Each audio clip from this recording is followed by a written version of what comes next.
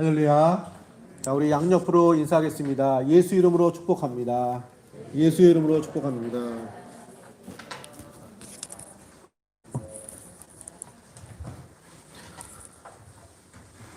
늘 건강하시고 또 주일 예배에 참여하는 우리 모두에게 하나님 풍성한 역사, 은혜 역사 베풀어 주실 줄로 믿습니다. 자, 오늘 말씀 제목은 그때 역사하시는 하나님이라는 말씀으로 은혜의 말씀을 나누고자 합니다. 전에 소천하신 강용우 박사님이 계십니다. 시각 장애인이셨지만 미국의 장애인 차관모로 지낼 정도로 장애를 극복하고 또 그 길을 잘 감당하신 입지전적인 인물이십니다. 그런데 이분이 아무래도 앞을 보지 못하니까 자녀 교육에 있어서 아들이 둘 있는 걸로 알고 있습니다. 한창 뛰놀 때 같이 나가서 놀아주고 공놀이하고 이런 거 못하니까 그게 이제 그 안타까움, 아쉬움, 아버지로서 못해주는 이런 것이 있었습니다. 그래서 이분이 그래도 자기가 할 수 있는 것으로 자녀들에게 해준 것이 있는데 밤에 책을 읽어주는 겁니다. 동화책. 애들이 잠을 잘 못 잘 때 불을 끄고 읽어주는 거예요. 시각장애인이기 때문에 점자로 책을 읽기 때문에 굳이 불을 안 켜도 돼요. 그래서 늘 밤마다 불 꺼진 그 어둠 속에서 아버님이 늘 동화책을 읽어줬다는 거예요. 밤마다. 그래서 자기 그 형제는 그 아버지의 어둠 속에서 들려주시는 동화책의 따뜻한 이야기. 동화책 내용은 되게 따뜻하잖아요. 착한 사람이 잘 되고 나쁜 사람은 혼나고 그런 내용이잖아요. 그 애들은 불 끄고 밤이 되면 무섭거든요. 그 어둠 속에 어릴 때 무서울 수 있는데 그 속에서 아빠의 그 동화책 읽어주는 따뜻한 소리가 많이 힘이 되고 격려가 됐다는 어둠 속에서 들리는 소리라는 에세이라는 아버님에 대한 책을 남겼습니다. 자, 마치 어둠 속에서 아버님이 따뜻한 동화책을 읽어주는 이런 유사한 내용이 성경에 묵시라고 합니다. 다니엘서가 그런 내용입니다. 다니엘서나 요한계시록 같은 이런 앞날에 대한 예언과 같은 이런 묵시가 담겨진 그 책은 그 시대가 사실은 어둠 속에 있었던 때예요. 오늘 읽은 다니엘서는 바벨론에 의해서 이스라엘이 멸망하고 나라를 잃어버리고 포로 신세된 이스라엘 백성들에게 주어진 말씀이고, 우리가 잘 아는 요한계시록은 로마 시대의 초대교회 핍박이 심한 때에 주어진 하나님 아버지로부터 주신 말씀이죠. 그 말씀이 소망을 주는 거예요. 세상은 빛이 없고 어두워진 그 속에서 위로부터 들려주는 따뜻한 이야기, 소망의 이야기, 소망의 메시지. 자, 그것이 다니엘서, 요한계시록의 전체적인 그 흐름이고, 자, 내용입니다. 자, 요사이도 여러 가지 어려운 시기잖아요. 다니엘서 주셨던 그 소망의 말씀들이 오늘 우리에게도 동일한 소망으로 주시는 말씀이 될 줄로 믿습니다.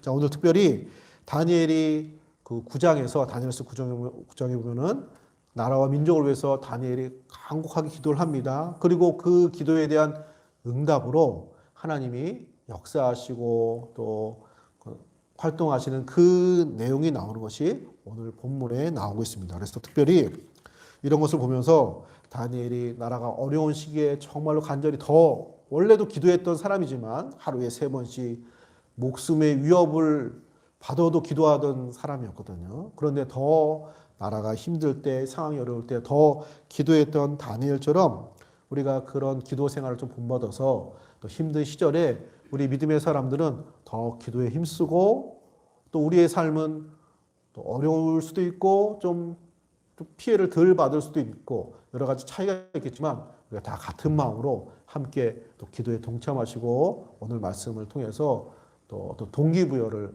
받으시고 또 기도 생활을 감당하시는 우리 성도님들 되시기를 축복합니다. 자, 그러면 기도할 때 나타나시는 역사하시는 하나님의 역사는 어떤 것일까요? 첫 번째로 기도할 때 응답이 시작이 됩니다. 기도할 때, 기도를 시작할 때 하나님의 응답도 시작이 됩니다. 다 끝난 다음에, 기도 마친 다음에, 작전 기도 끝난 다음, 그때에서 하나님 모시고 이걸 들어줄까 말까 하다가 들어주시는 것이 아니라 기도를 시작할 때 그때부터 하나님은 역사하신다고 말하고 있습니다. 자, 오늘 읽은 말씀, 자, 12절에 보시면 12절에 이렇게 나와 있습니다.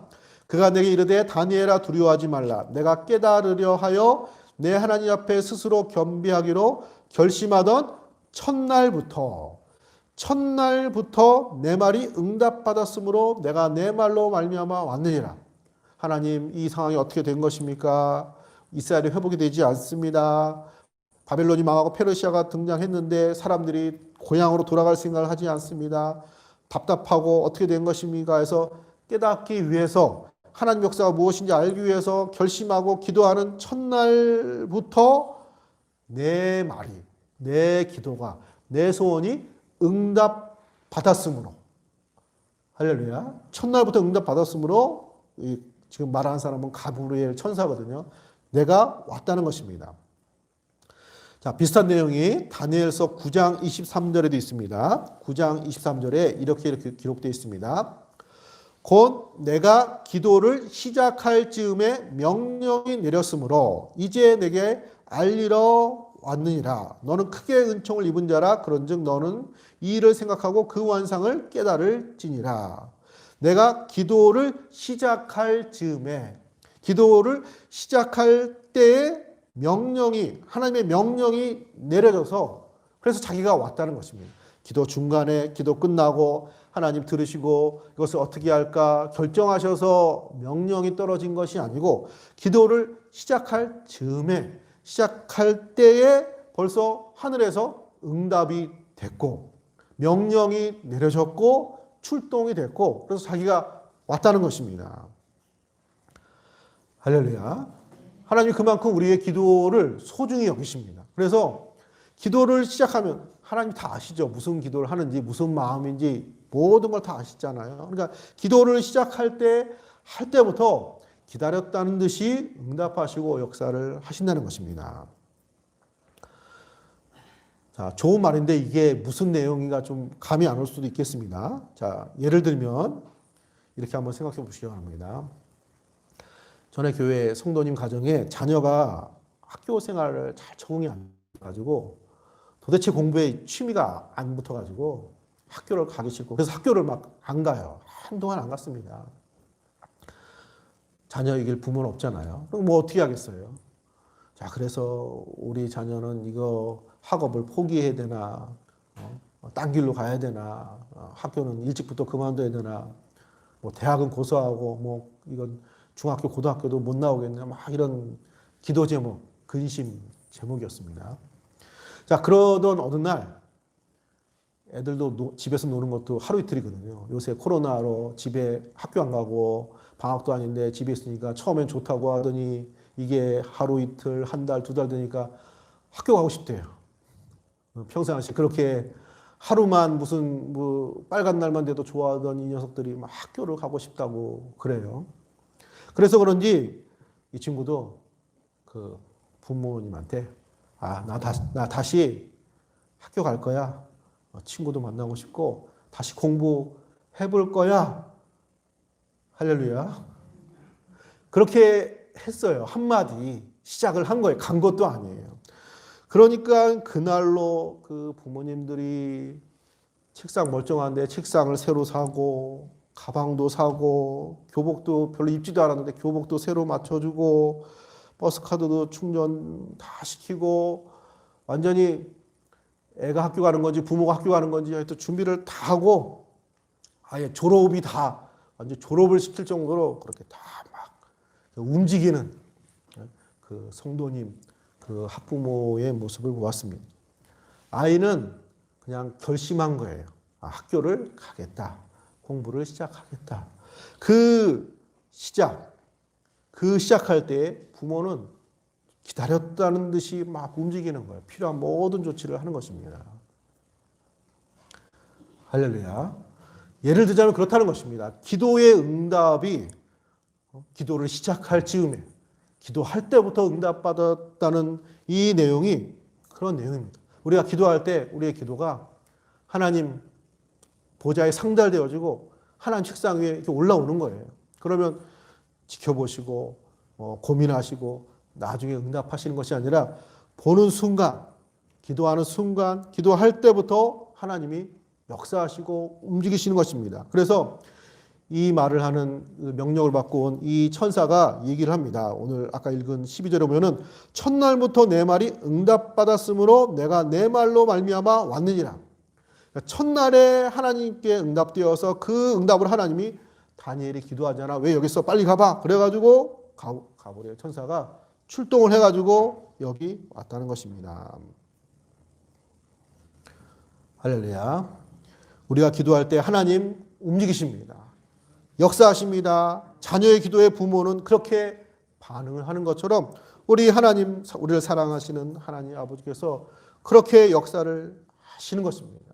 그래서 우리가 작정 기도하고 좀 기도하려고 하다가도 작심삼일 그런 경우 많이 있죠. 그래도 해야 되는 거예요. 아무 효과가 없고 그런 것이 아닙니다. 기도할 때부터, 작정할 때부터, 시작할 때부터 하나님 역사하시고 우리에게 필요한 모든 것을 베푸시는 하나님이 되실 줄로 믿습니다. 원래 기도는 어려울 때 더 해야 됩니다. 사실은 힘들 때 더 해야 되는 거예요. 그런데 이게 아이러니하게 힘들고 어려울 때는 마음이 복잡해서 기도가 잘 안 나와요. 그래서 평상시에 규칙적으로 꾸준히 새벽 기도 생활이든지 개인 경건 생활이든지 기도 생활이 견고하게 이렇게 있는 분들은 그거의 연장선상에서 어려울 때도 기도가 멈추지 않고 기도를 계속하는 거죠. 사실은 더 기도를 하는 겁니다. 다니엘처럼. 다니엘이 기도 안 하다가 갑자기 나라와 민족을 위해서 기도한 게 아니거든요. 늘 기도하는 사람이기 때문에 위기의 순간에 정말로 어떤 결정의 순간에 더 작정하고 기도를 할 수 있게 된 것입니다. 자, 그렇기 때문에 평상시 어떤 그 기도 시간이나 기도 생활이 규칙적이지 않고 어떤 시간을 많이 이렇게 기도 시간을 하지 않으면 기도해야지, 이럴 때는 하나님께 매달려야지 마음은 있어도 생각은 있어도 잘 안 되거든요. 자, 그때 오늘 말씀 기억하시면서 내가 얼마나 하든지, 얼마큼 하든지, 내가 얼마나 잘하든지, 많이 하든지, 작정한 만큼 하든지, 오래 하든지, 그런 거 상관없이 우리가 기도하기로 마음먹고 기도하기를 여기 본문에 있는 말씀처럼 기도할 즈음에 시작할 때부터 역사하시고 응답하시는 하나님 되심을 기억하시면서 기도 생활 다시 감당하시고 충만하게 하시고, 그래서 하나님의 역사를 경험하시는 우리 성도님들 되시기를 예수님의 이름으로 축복합니다. 두 번째로 기도할 때 역사하시는 하나님의 역사는 어떤 것입니까? 기도할 때 영적인 싸움에서 승리하게 하십니다. 영적인 싸움에서 승리하게 하십니다. 기도가 힘든 이유는 아까 말씀드린 것처럼 평상시에 기도도 약간 근육과 같거든요. 자꾸 써야 이게 잘 되는 것처럼. 자, 그런 면이 있어서 안 하다가 하려면은 안 되는 면도 있지만, 기도가 마음처럼 잘 안 되는 것, 기도해야 된다는 걸 다 알면서도 불구하고 안 되는 이유는 이것이 씨름의 성격이 있어요. 야곱이 약복강 가까이서 천사와 씨름한 것처럼 씨름하는 성격, 싸움의 성격이 있습니다. 그러니까 씨름하고 싸운다는 건 뭐죠? 이게 방해를 한다는 거예요. 누가 이기냐 지냐 그런 것처럼. 자, 그런 내용이 나옵니다. 13절에 보시면 13절에 그런데 바사 왕국의 군주가 20일 동안 나를 막았으므로 내가 거기 바사 왕국의 왕들과 함께 머물러 있더니 가장 높은 군주 중 하나인 미가엘이 와서 나를 도와주므로, 하나님이 보내셔서 가브리엘 천사가 출동을 했는데, 바사 왕국의 군주가, 바사 왕국은 페르시아 왕국을 말하는 것입니다. 여기 군주는 페르시아 왕국의 왕을 말하는 것이 아니라 왕이 어떻게 천사를 막아요? 페르시아 이 왕국 제국을 배후에서 다스리는 제일 큰 자, 그러니까 어둠의 세력, 우리 얘기하면 사단의 역사라고 할 수 있겠습니다. 그 사단이, 악한 영이 자기를 막아서 지체가 되었고, 천사 미가엘의 군주 미가엘의 도움으로 여기 늦었지만 도착하게 됐다는 것입니다. 자, 이처럼 기도는 보이지 않는 영적인 싸움의 성격이 있고 영적인 방해가 있습니다. 그래서 사도 바울도 에베소서 6장 12절에 우리의 씨름은 혈과 육을 상대하는 것이 아니요 통치자들과 권세들과 이 어둠의 세상의 주관자들과 하늘에 있는 악의 영들을 상대합니다. 초대교회의 어려운 현실에 있는 성도들에게 우리의 싸움은 혈과 육, 보이는 것에 있지 않습니다. 사실 보이는 어려움이 많거든요. 보이는 왕이 핍박해요. 사람들로부터 배척받아요. 사실 보이는 건 어려움은 안 보이는 게 아니에요. 다 보이는 거예요. 그런데 우리의 싸움은 혈과 육이 아니다. 이 말은 단지 보이는 대상이 있을 때만 힘들고 없을 때만 안 힘들고 이런 것이 아니라 그 이면에 어둠의 세상의 주관자들, 하늘에 있는 악의 영들에 관해서 우리가 싸우는 것이 우리의 신앙생활이고 기도생활이고 믿음생활이기 때문에 그런 믿음의 관점으로 기도하고 신앙생활할 것을 권면을 한 것입니다. 사단의 입장에서는 기도하는 것을 그냥 둘 수 없어요. 왜냐하면 기도하면 하나님이 역사하시고 하나님 나라가 움직이고 하나님의 풍성한 능력이 나타나기 때문에 이거를 어떻게든지 방해를 해야 되는 거예요. 자, 그럼에도 불구하고 우리가 감당해야 되는 이 기도가 그래서 영적인 싸움이 되는 것입니다. 동시에 기도는 영적인 싸움이면서도 기도는 영적인 싸움에서 승리하는 길이 됩니다. 자, 우리가 잘 아는 말씀이죠. 빌립보서 4장 6절 7절에 아무것도 염려하지 말고 모든 일에 기도와 간구로 너희 구할 것을 감사함으로 하나님께 아뢰라. 그리하면 모든 지각에 뛰어난 하나님의 평강이 그리스도 예수 안에서 우리 마음과 생각을 지키시리라. 승리하게 하신다. 역사하게 하신다. 우리 승리하게 하시는 영적인 승리를 가져다 줄 줄로 믿습니다. 자, 코로나19 바이러스로 인해서 세상의 변화가 10년 후에 20년 후에 변화될 게 급속도로 우리 사회에 우리 삶 속에 들어온다고 합니다. 모든 전문가들이 다 공통적으로 하는 얘기입니다. 이렇게 변화의 시대가 되면은 어떤 싸움이 있냐면은 이게 새로운 그 장이 열린 거거든요. 기존 것과 다른 어떤 시대가 됐기 때문에 여기서는 먼저 깃발을 꽂는 사람이 유리해요. 이런 시기가 굉장히 중요해요. 옛날 그 유럽과 서양이 발전한 이유가 과학이 산업혁명이 먼저 했잖아요. 우리나라가 옛날에 일제 식민지가 되고 일본의 어려움을 겪은 이유도 일본이 빨리 발전했어요. 우리나라보다. 서양 문물을 빨리 받아들여서. 그러니까 변화의 시기에 누가 먼저 빨리 그거를 이렇게 주도하느냐가 싸움의 큰 관건이기 때문에 누가 이 세계를 점령하느냐 하는 주도권 싸움이 있습니다. 어떤 의미에서 기회가 될 수도 있을지 모르겠습니다. 자, 그런데 이게 신앙적인 면에서도 그런 면이 있는 거예요. 우리 이렇게 세상이 여러 가지로 변화가 되면 우리의 삶도 많은 영향을 받는데 그럼 우리의 삶의 모습도 많이 바뀌게 되는 면이 있죠. 그러면 이 변화되는 우리의 삶의 모습과 환경에서 그러면 무엇이 주도를 하느냐? 무엇이 먼저 우리의 삶에 나에게 깃발을 꽂느냐? 이런 주도권의 싸움이 있습니다. 자, 우리는 이런 싸움에서 하나님이 우리의 주인 되시는 하나님 우리의 삶을 이끌어 가시는 세상이 변해도 삶이 변화가 되어도 코로나 시절을 맞이했어도 여전히 하나님 우리의 왕이 되시고 우리의 주인 되시고 역사하시는 하나님 우리의 삶을 주도하시는 우리의 믿음 생활 감당해야 될 줄로 믿습니다. 옛날에 야구 선수 박찬호 선수가 자기 현역 시절에 자기 얘기를 한 적이 있는데 어떤 프로에서 그 시절에 모든 게 야구로 보였대요. 모든 게. 집에 가서 밥을 먹으면 식탁이 있잖아요. 접시가 글러브로 보인대요. 자기가 던져서 받는 포수 글러브. 왼쪽에 접시가 있으면 왼쪽으로 던지라는 포수의 사인 글러브. 이쪽으로 면 인코스로 던지라는 가운데 국그릇이 있으면 이건 스트라이크. 이런 식으로 그렇게 보인다는 거예요. 맨 야구 생각만 나고 야구로만 보이고. 그래서 야구가 자기의 삶을 이끌어가고 야구로 인해서 살고 야구로 시작하고 그런 자기 야구로 빠진 자 그래서 야구를 그렇게 잘했던 모양입니다.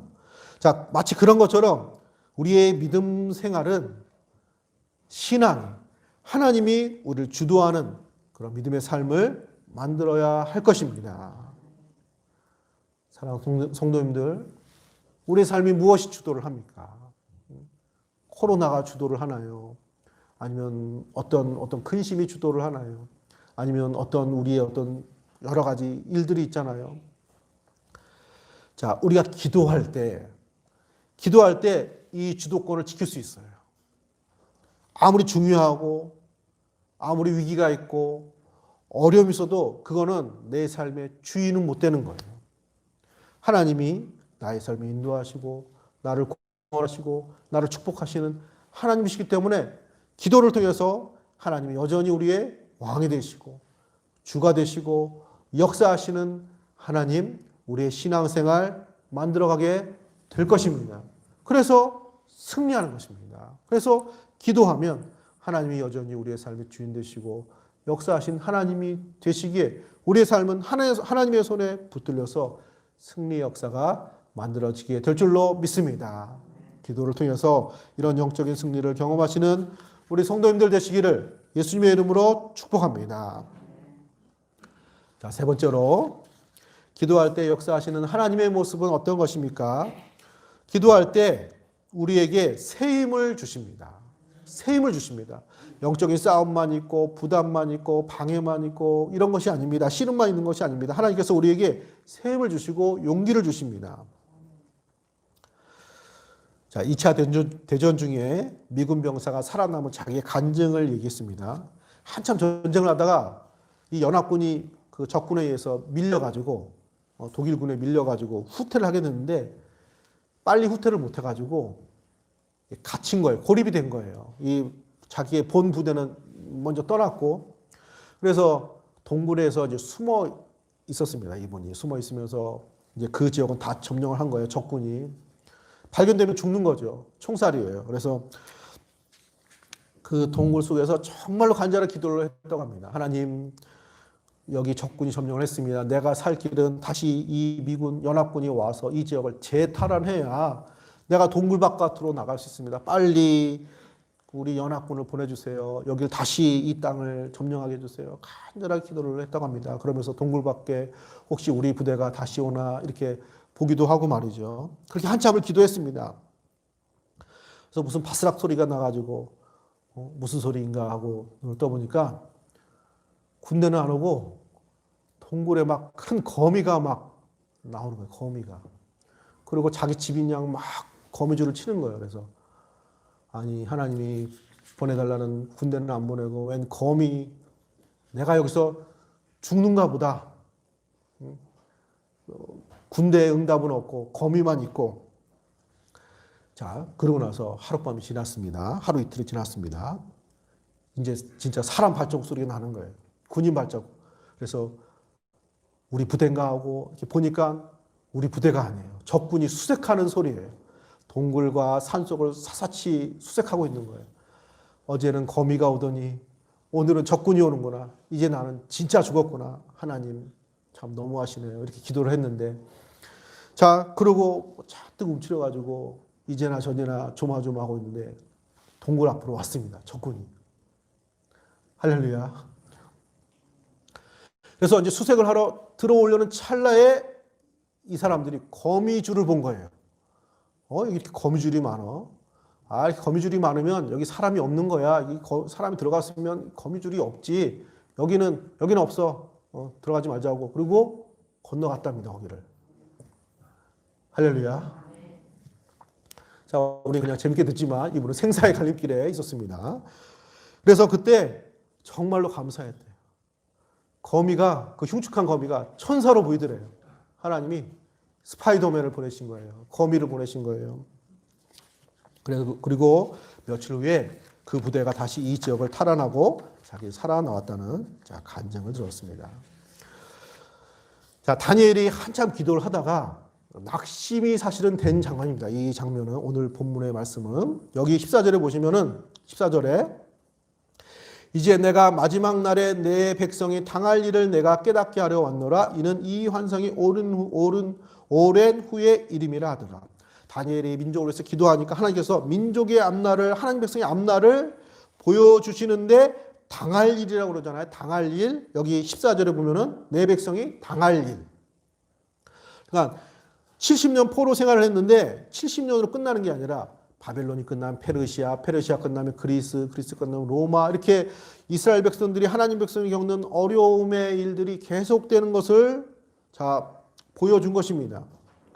이러니까 다니엘이 말문이 막힙니다. 15절 말씀입니다. 15절. 보시면 그가 이런 말로 내게 이를 때에 내가 곧 얼굴을 땅에 향하고 말문이 막혔더니, 막 기도를 했는데 하나님 보여주신 환상이 내 백성이 지금 이 정도의 어려움으로 지금 지내고 있는데 이런 어려움이 더 지속될 걸 보여주신 거예요. 그리고 물론 마지막에는 영원한 하나님의 나라가 등장하는 걸 보여줍니다. 그 영원한 하나님의 나라는 예수님이 이 땅에 오셔서 구원의 역사를 베푸시는 그 내용이에요. 마지막에는 좋은 환상을 보여주셨는데 그 사이의 내용이 너무 길어요. 다니엘이 얼마나 그 기간을 알았는지 모르겠지만 다니엘이 그 계시를 해석하는, 꿈을 해석하는 그런 분별력이 있는, 은사가 있는 사람인데 이거는 작은 기간이 아니에요. 다니엘이 주전 550년 이쯤의 사람입니다. 예수님이 오시기까지 500년이 지나야 돼요. 그러니까 70년을 견뎠는데 70년이 아니라 거의 10배가 되는 시간을, 할렐루야, 하나님께서 우리에게 응답을 해주셨는데 코로나가 끝날 것이다, 회복될 것이다 응답을 해주셨는데 그게 50년 후에, 그럼 좋은 소리예요? 힘든 소리예요? 50년 후에, 500년 후에 기겁을 하죠. 그러면 그런 거예요. 그래서 더 이상 기도할 말이 안 나오는 거예요. 말문이 막혔다는 거예요. 그래서 이 모습을 보고 하나님이 다니엘을 도우십니다. 그 내용이 16절에 나옵니다. 16절에 인자와 같은 이가 내 입술을 만진지라 내가 곧 입을 열어 내 앞에 서 있는 자에게 말하여 이르되 내 주여 이 환상으로 말미암아 근심이 내게 더함으로 내가 힘이 없어졌나이다. 사람이 너무 힘들면 말도 안 나오거든요. 말을 하면 좀 기운을 차린 거예요, 사실. 너무 엄청나면 말이 안 나오는데 말이 나오게 한 건 기운을 차리게 한 거예요. 인자 같은 이가 다니엘에게 용기를 주고 격려하고 강건하게 해서 그래도 이제 자기의 속마음을 말하게 하신 거예요. 그런데 그렇게 하신 분이 16절에 보면은 인자와 같은 이. 여기 인자와 같은 이는 구약 성경에 나타난 예수님이라고 할 수 있어요. 예수님이 신약 시대에 나는 인자라고 했거든요. 인자라고 본인을 말씀하셨습니다. 그래서 성자 하나님이, 예수님이 다니엘에게 힘 주시고 용기 주셔서 다시 기도하도록, 다시 입술을 열도록 하신 것입니다. 할렐루야. 기도하면 하늘에서 응답이 시작되는데 중요한 건 우리 눈앞에 보여야죠. 하늘에 응답했어도 우리한테 뭔가 변화가 있어야 힘이 나는 거지. 그건 우리 모르잖아요. 우리 물론 믿지만. 그러면 힘이 빠지는 거죠. 그런 때에 다니엘이 그와 같은 거예요. 그런 다니엘을 하나님께서 용기를 주시는 거예요. 힘을 주시는 거예요. 지금 보이는 네 앞에 현실은 아직 어려움이 있지만 그냥 어려운 것이 아니고 하나님 나라가 이루어지는 것이고 하나님 역사가 만들어지는 것이고 영원한 나라가 만들어지는 과정이야 하고 계속 힘 주시고 용기를 주시는 것입니다. 마찬가지로 우리가 기도할 때 때로는 빠른 응답과 변화와 우리가 원하는 만큼의 이런 모습이 보이지 않아서 기도할 힘이 조금이라도 뭔가 바뀌어야 계속 기도하고 또 바뀌고 또 나타나고 이래야 뭐 기도할 마음이 나는 건데 어제도 똑같고 오늘도 똑같고 내일도 똑같고 이러면 그 기도를 계속 하기가 쉽지 않잖아요. 그런 때 하나님이 도우신다는 거예요. 계속 기도할 수 있도록 믿음 잃지 않도록 용기를 주신 하나님이 되신다는 것입니다. 그래서 하나님이 다니엘을 더 강건하게 하십니다. 그 내용이 19절에 있습니다. 19절 말씀 보시기 바랍니다. 오늘 여러분이 주시는 말씀으로 보세요. 19절 보시면 이르되 큰 은총을 받은 사람이여 두려워하지 말라 평안하라 강건하라 그가 이같이 내게 말하매 내가 곧 힘이 나서 이르되 내 주께서 나를 강건하게 하셨사오니 말씀하옵소서. 할렐루야. 하나님이 전능하신 분이기 때문에 하나님이 말씀하시면 그렇게 되는 거예요. 어떻게 다니엘이 강건하게 됐는지 모르겠지만 두려워하지 말라니까 두려움이 사라지고 평안하라 하니까 평안이 임하고 강건하라 강건하시니까 강건하게 된 거예요. 강건하다는 말은 강해지고 든든하게 세워지는 걸 말하는 것이죠. 힘이 생기고 용기가 생기고 확신이 들고 기운이 난 것입니다. 그래서 이제는 말문이 막히고 어떻게 된 것입니까? 이런 것이 아니라 무슨 말씀이신지 말씀하옵소서. 그럼 내가 이 말씀을 내가 지금 고생하는 힘들어하는 이 이스라엘 포로된 이스라엘 백성들에게 이 계시의 말씀을 전해줘서 그들도 동일하게 희망을 갖고 소망을 갖고 어려운 때를 이기게 하겠습니다. 하나님 나를 강건하게 하셨사오니 말씀하여 주옵소서. 기도할 때 하나님께서 우리에게 힘주시고 우리를 강건하게 해줄 줄로 믿습니다.